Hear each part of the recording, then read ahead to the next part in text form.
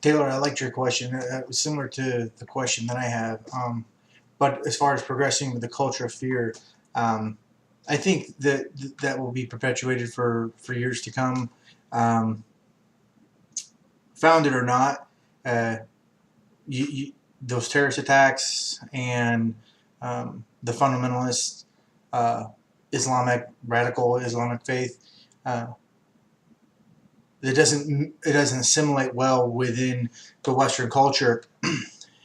In the essay by Muller, he says, in most cases, the ethnic majority did not believe in trying to help minorities assimilate, nor were the minorities always eager to do so themselves.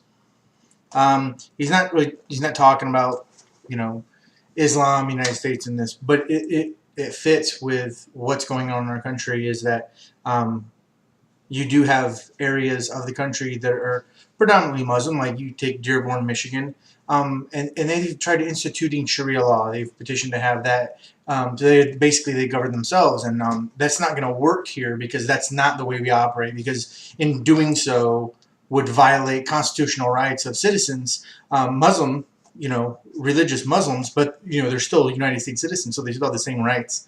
And doing that in Dearborn, Michigan, it just wouldn't fit. And I see that that's where this will go with the radical Islamic faith in trying to institute Sharia law. It doesn't work here. And it can't work here if the Constitution is to remain intact. That can't work here.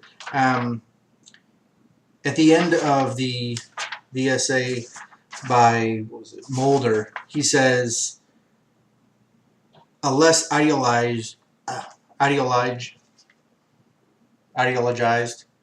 world tends to be a safer world, and that's not going to fit with radical Muslim fundamentalists, and really any fundamentalist of any kind. It's not going to work. Those hardliners, whether they be Christian or Muslim, that mold, that hardline fundamentalist mold, won't fit because their ideology is so strong within their communities that there's no room to break from that. He also goes on to say the confrontation between Western liberal democracy and Islamic fundamentalism verified that Huntington was right in predicting in class civilizations, which is basically what you have here. Albeit a small subset of the Muslim population are radical, but their laws don't fit well here, and so I think that culture of fear will continue for a long while until either we change or they're eliminated.